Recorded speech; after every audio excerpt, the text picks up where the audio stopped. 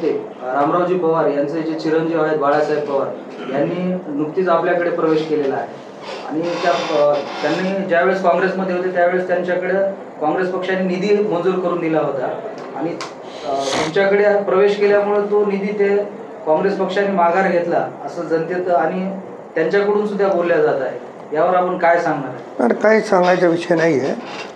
कोण कोण्या पक्षात काम करावं, कोण कोण्या पक्षात जावं हा ज्याचा त्यांचा विषय आहे। रामरावजी पवार हे ज्येष्ठ नेते आहेत, त्यांची उभी हयात काँग्रेसमध्ये गेलेली आहे, पण त्यांच्या चिरंजीवाने आमच्यासोबत काम केलं पाहिजे म्हणून माझ्या काही सहकार्याने त्यांना विनंती केली आणि त्यामुळं बाळासाहेब हे राष्ट्रवादी काँग्रेसमध्ये प्रवेश केले। त्यानंतर मला असं कळलं की महात्मा फुले मागासवर्गीय सोसायटीला आपल्या मतदारसंघाचे खासदार कोळगे साहेबांनी 20 लाख रुपये दिले होते आणि इथल्या तालुका काँग्रेसच्या अध्यक्षाच्या सांगण्यावरून ते रद्द झाले। मला ही जेव्हा गोष्ट कळली तेव्हा मी खासदार कोळगे साहेबांना स्वतः फोन केला। मी त्यांना सांगितलं की एखाद्या संस्थेला आपण जर पैसे दिले असतील तर कोणाच्या तरी सांगण्यावरून ते रद्द करणं चुकीचं होईल आणि आपल्याबद्दलसुद्धा मेसेज वाईट जाईल। ते म्हणाले की बाबा मला हे माहिती नव्हतं, कारण देताना मी पवारसाहेबांच्या सूचनेवरून दिले, पण तालुका अध्यक्ष आले आणि त्यांनी आग्रह केल्यामुळे मी पत्र रद्द केलं।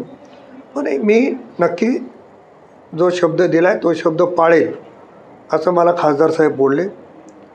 मला वाटतं की तो खासदार साहेबांचा वैयक्तिक विषय आहे, त्यांना कदाचित या भागात आता ते पण नवीन आहेत, माहिती होईल, सगळे जुने असतात अशातली बाब नाही आणि माहिती झाल्यावर ते पण त्या सोसायटीला जो 20 लाख रुपयाचा निधी दिला होता तो परत देतील असं मला स्वतः वाटतं। सर, डॉक्टर बाबासाहेब आंबेडकर यांची जयंती येत आहे, 134वी जयंती, आणि त्या अनुषंगाने आपण नगरपालिकेला एक पत्र सुद्धा दिलं होतं सुशोभीकरणासाठी, तर ते आणखी काम अद्याप चालू झाले नाही। काम चालू न व्हायचं कारण की 14 एप्रिलला जयंती आहे। तसं तर मी काम चालू केलं असतं तर सगळ्याला कळालं असतं जयंतीच्या निमित्ताने की मी काम करायला लागलो, पण त्याच्यात गैरसोय झाली असती।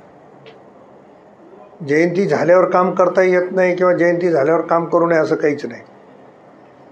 आणि मी काही पत्र याच्यासाठी नाही, मला काही आमचे मित्र येऊन भेटले किंवा थोडीशी स्वच्छता होणं आवश्यक आहे आणि मलाही असं वाटलं की महापुरुषाच्या स्मारकाची अतिशय देखभाल दुरुस्ती ही झाली पाहिजे, त्या दृष्टीने मी पत्र दिलं।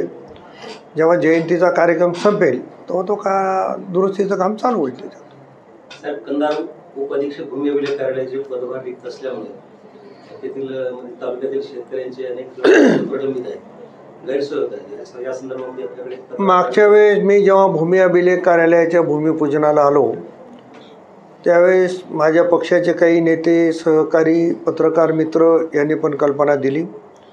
ती जागा भरण्याच्या संदर्भात मी माननीय महसूल मंत्री महोदयांना पत्र देतोय आणि मुदखेडच्या अधीक्षकाकडे 4 देण्यापेक्षा लोह्याच्या दिला पाहिजे म्हणून मी वरिष्ठाकडे विनंती केलेली आहे आणि 1-2 दिवसामध्ये लोह्याच्या अधीक्षकाला त्याचा चार्ज मिळेल, पण कंधारची जागा भरली पाहिजे याच्यासाठी मंत्री स्तरावर मी निश्चित पत्रव्यवहार करेन। सर, कंधारच्या ग्रामीण रुग्णालयामध्ये औषधाचा फार तुटवडा मोठ्या प्रमाणात आढळून येत आहे। बरेच गोरगरीब नागरिक जे आहेत ते त्या ठिकाणी येत आहेत, त्यांना काय आपण आदेशित करणार आहेत औषधाचं? तुटवड्याच्या संदर्भामध्ये मला जी माहिती आहे की औषधी कुठेही कमी नाही आहेत, पण कंधारच्या ग्रामीण रुग्णालयामध्ये तुटवडा पडला ही आता आपल्या माध्यमातून मला कळली। मी लागलीच आपलं बोलणं झाल्याच्यानंतर सिव्हिल सर्जनकडे माहिती घेऊ आणि जेवढा पाहिजे तेवढा औषधीचा साठा उपलब्ध करून देण्याचा प्रयत्न निश्चितपणाने राहील।